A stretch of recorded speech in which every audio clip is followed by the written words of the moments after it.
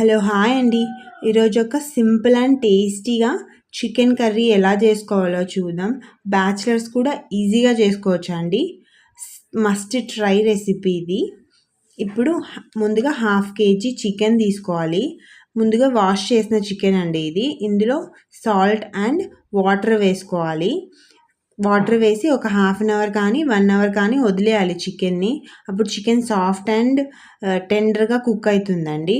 ఇప్పుడు ఒక ప్యాన్ తీసుకొని అందులో 2 టేబుల్ స్పూన్స్ ఆయిల్ వేసుకోవాలి. ఆయిల్ వేసిన తర్వాత అందులో 4 లవంగాలు, ఒక 1/2 ఇంచు చెక్క, కొంచెం షాజీరా అండ్ ఒక బిర్యానీ ఆకు తీసుకోవాలి. తీసుకొని ఇవన్నీ వేసేయాలి. మన ఇష్టం, ఇంకా వేరే మసాలా దినుసులు వేసుకుంటా అంటే కూడా వేసుకోవచ్చు. ఇవి వేసిన తర్వాత కొంచెం వేగనివ్వాలి. బాగా వేగుతుంటే మంచి ఫ్లేవర్ వస్తుందండి.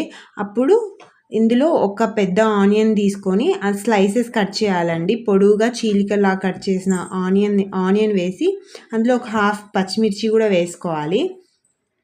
పచ్చిమిర్చి వేసిన తర్వాత ఆనియన్స్ కలపాలి. కలిపిన తర్వాత నెక్స్ట్ ఆనియన్స్ కొంచెం వేగుతాయండి.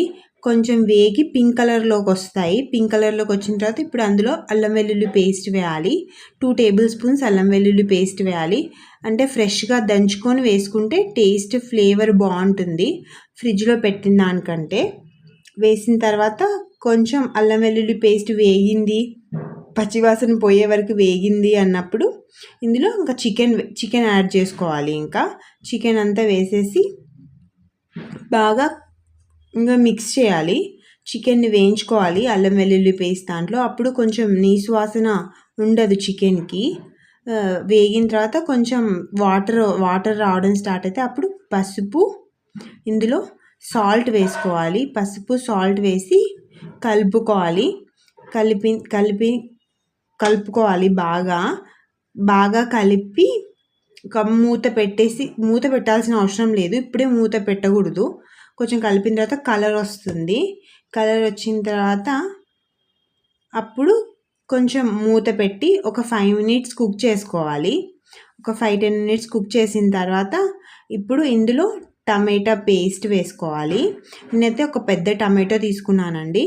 టమాటా ముక్కల కంటే టమాటా పేస్ట్ వేస్తే గ్రేవీ బాగా వస్తుందండి.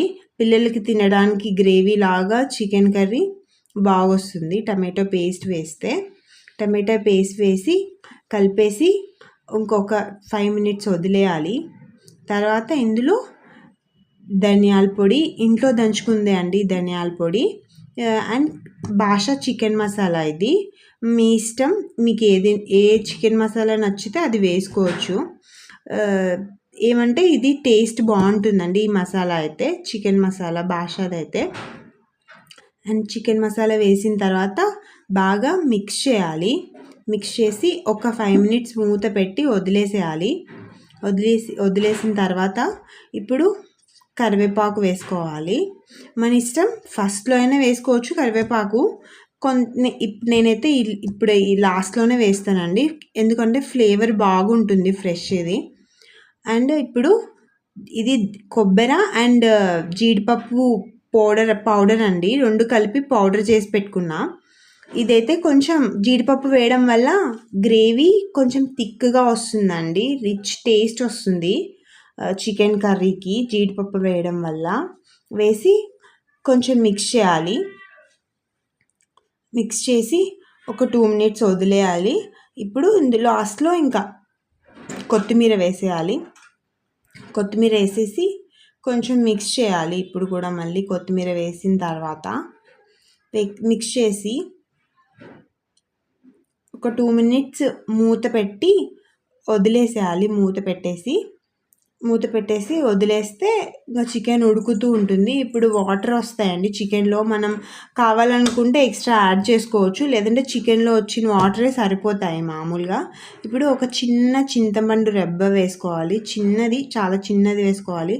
కొంచెం నీసు వాసన అట్లా చికెన్ కర్రీకి ఉండకుండా ఉంటుంది. ఇప్పుడు కసూరి మేతి అండి, అంటే మెంతికూరని డ్రై చేసిన తర్వాత వస్తుంది ఇది. కసూరి మేతి వేసుకుంటే ఫ్లేవర్ బాగుంటుందండి చికెన్ కర్రీకి. ఒకసారి ఇలా ట్రై చేయండి, చాలా బాగుంటుంది.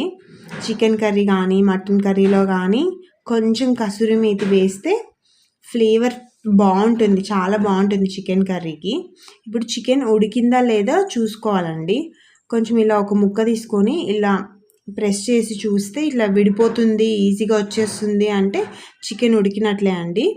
ఇంకా ఒక 5 మినిట్స్ మనం కన్సిస్టెన్సీ అంటే కొంతమంది గ్రేవీగా ప్రిఫర్ చేస్తారు, కొంతమంది గట్టిగా ఉండాలనుకుంటారు కదా.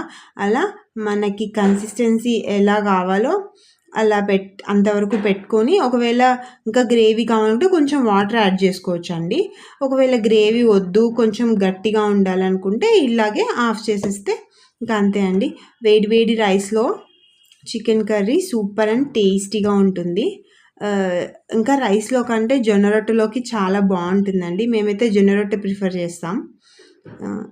జొన్న రొట్టె చికెన్ కర్రీ చాలా బాగుంటుంది, ఒకసారి ట్రై చేయండి. అన్నంలో కూడా చాలా బాగుంటుంది. అంతే అండి, టేస్టీగా chicken curry easy and simple వేలో ఇలా ట్రై చేయండి ఒకసారి, చాలా బాగుంటుంది.